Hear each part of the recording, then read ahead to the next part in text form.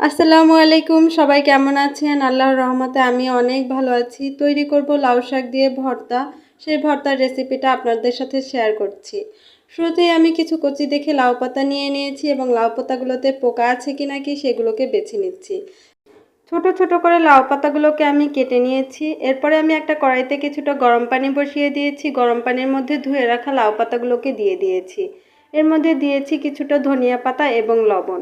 এরপরে আমি লাউ পাতাগুলোকে সুন্দর করে সেদ্ধ করে নিব এবং এমনভাবে সেদ্ধ করে নিব যেন লাউ পাতার মধ্যে একটু পানি না থাকে। লাউ পাতার মধ্যে যদি পানি থাকে তাহলে ভর্তাটা করতে বেশি একটা ভালো হবে না এবং খেতেও ভালো লাগবে না। এরপর আমি একটা কড়াইতে কিছু আস্ত রসুন এবং 4টা কাঁচামরিচ দিয়ে দিয়েছি। কাঁচামরিচগুলোকে আমি সুন্দর করে ভেজে নিব এবং রসুনগুলোকে সুন্দর করে সফট করে সিদ্ধ করে নিব। সাথে দিয়ে দিয়েছি শুকনো মরিচ। শুকনো মরিচ ছাড়া ভর্তা করলে ভর্তাটা তেমন টেস্টি হয় না। সবগুলো উপকরণ উঠিয়ে নিয়ে যে তেলটা থাকবে এটার মধ্যেই আমি কেটে রাখা পেঁয়াজগুলো ভেজে নিব। পেঁয়াজগুলো আমি হালকা করে ভেজে নিব যেন কাঁচা পেঁয়াজের গন্ধটা না থাকে। পেঁয়াজগুলো আমি বেশি করে ভাজবো না, তাহলে ভর্তাটা খেতে খুব ভালো লাগবে না। পেঁয়াজগুলো ভাজা হয়ে গেছে আমার। সব কিছু ভাজা হয়ে গেলে এগুলোকে আমি হাত দিয়েই ভালো করে মিশিয়ে নিব। আপনারা চাইলে পাটায়ও বেটে নিতে পারেন।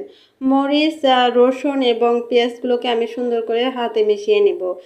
শুকনো মরিচ, কাঁচা মরিচ এবং রসুন সব কিছু আমি হাত দিয়েই ভালোভাবে মিশিয়ে নিচ্ছি। আপনারা চাইলে এগুলোকে পাটায় বেটে নিতে পারেন। রসুনগুলোকে আমি খুব সুন্দর সফটভাবেই সিদ্ধ করে নিয়েছি, যেটা হাত দিয়েই পিষে নেওয়া যাচ্ছে। আপনারা চাইলে এগুলোকে পাটায় বেটে নিতে পারেন।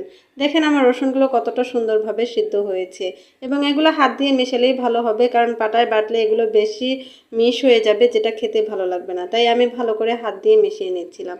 এরপরে সব উপকরণগুলো আমি লাউ পাতার সাথে মিশিয়ে নিচ্ছি।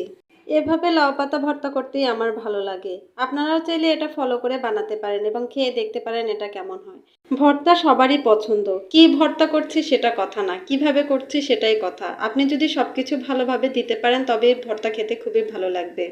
এ পর্যায়ে আমি সবকিছুকে সুন্দর করে মাখিয়ে নিচ্ছি। মাখামাখি করতে করতে আমার হাতই ব্যথা হয়ে গেল, তবুও আমি মেখেই যাচ্ছি, কারণ এগুলোকে সুন্দর করে মাখাতে হবে, নয়তো কিন্তু ভালো লাগবে না। ভর্তা কিন্তু আমার বানানো এখনো শেষ হয়নি, এখনো আর একটু কাজ বাকি আছে। আপনারা তো বললেনই না যে কি কাজ বাকি আছে। আমি তো ভর্তা বানালাম ঠিকই, কিন্তু সরিষার তেলই দিলাম না। এই পর্যায়ে আমি ভর্তার মধ্যে কিছুটা সরিষার তেল দিব এবং আবার ভালো করে মাখিয়ে নিব তেলটা দিয়ে। ফাইনালি আমার ভর্তা বানানো শেষ। এরপর যে আমার ভর্তাটা আরেকটু ভালো করে মাখিয়ে নিয়ে এটাকে আমি আলাদা একটা বাটিতে উঠিয়ে নিয়েছি। এবং দেখেন আমার ভর্তাটা বানানো কিন্তু শেষ এবং ভর্তাটা কত তেলতেলে এবং দেখতে কতটা সুস্বাদু লাগতেছে। চাইলে আপনারাও এভাবে ভর্তা বানিয়ে খেতে পারেন, খুবই ভালো লাগবে। আল্লাহ হাফেজ সবাইকে, সবাই ভালো থাকেন এবং আমার জন্য দোয়া করেন। আরও সুন্দর সুন্দর রেসিপি নিয়ে আসবো আপনাদের সাথে। সেই কামনায় সবার জন্য শুভকামনা। আল্লাহ হাফেজ।